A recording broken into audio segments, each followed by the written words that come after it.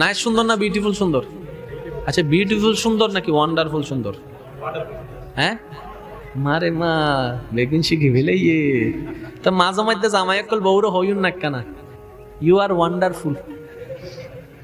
বউ খুশি ফিরিব হই দিব হুন্ন নো ফিরিব হোয়াটসঅ্যাপে বলতে পারেন, মেসেঞ্জারে বলতে পারেন, you are so cute, you are so beautiful, আমি তোমার মতো এমন সুন্দর কাউকে দেখি নাই।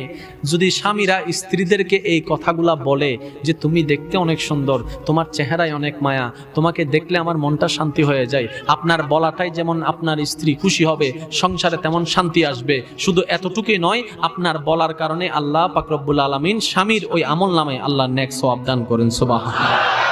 সেজন্য স্বামী যারা আছেন স্ত্রীদেরকে প্রশংসা করবেন। স্ত্রীদেরকে প্রশংসা করা আমার নবীর সুন্নত। স্ত্রীদের প্রশংসা করা আমার নবীর কি? আপনি যখন প্রশংসা করবেন নবীর সুন্নত আদায় হয়ে যাবে, সওয়াবে সওয়াব হয়ে যাবে, একজন মানুষের মনও খুশি হয়ে যাবে। সুবহানাল্লাহ। করার দরকার আছে না নাই?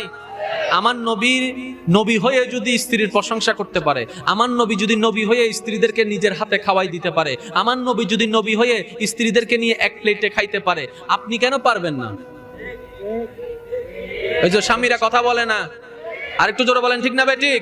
নবীর সুন্নত পালন করেন সংসারের মধ্যে, নিয়মের মধ্যে, দেখবেন যে আপনার সংসারের মধ্যে ঝগড়া থাকবে না, এটা শান্তি শান্তি হয়ে যাবে। বলেন না সুবহান।